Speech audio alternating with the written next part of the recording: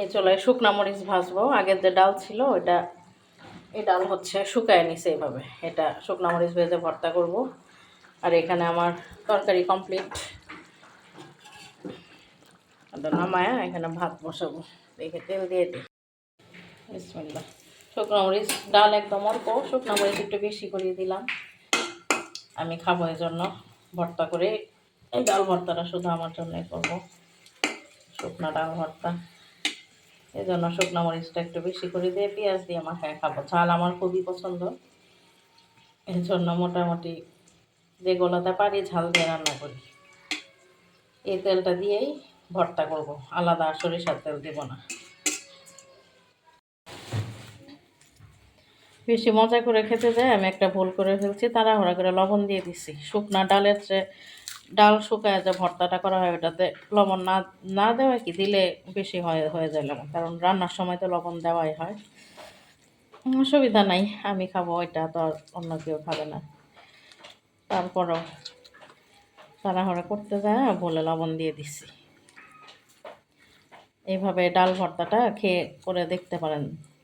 আমার বাসায় ডাল রান্না করলে, একদিন ডাল রান্না করলে দেখা যায় শুধুমাত্র আমি খাই, আর বাচ্চাদেরকে দিলে অল্প একটু খায়, ওরা আর কতটুকু খায়।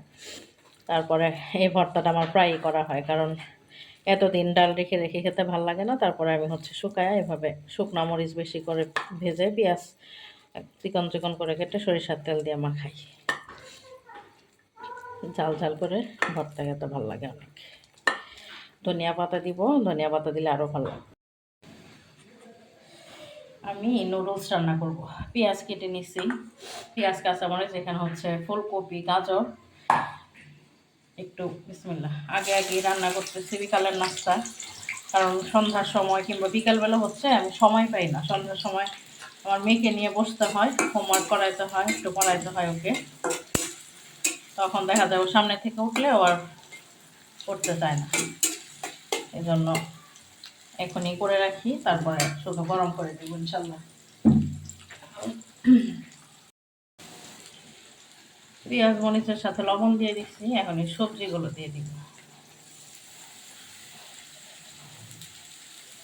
শীতের সবজি দিয়ে নুডলস খেতে ভালো লাগে আমার বাসায় এই দুইটা ছিল আপাতত, এই দুইটাই দিচ্ছি। পেঁয়াজ পাতাও ছিল, যখন ছিল তখন আর নুডলস রান্না করা হয় নাই, এখন শেষ, এখন রান্না করতেছি। এগুলো একটু সেদ্ধ হলে তারপরে একটা ডিম দিব, ডিম দিয়ে দেখি রান্না করব। সবজি সিদ্ধ হয়ে গেছে, নুডলসগুলো দিয়ে আগে থেকে সেদ্ধ করে রাখছিলাম, এটা দিয়ে ওপরে হচ্ছে মশলাটা দিব।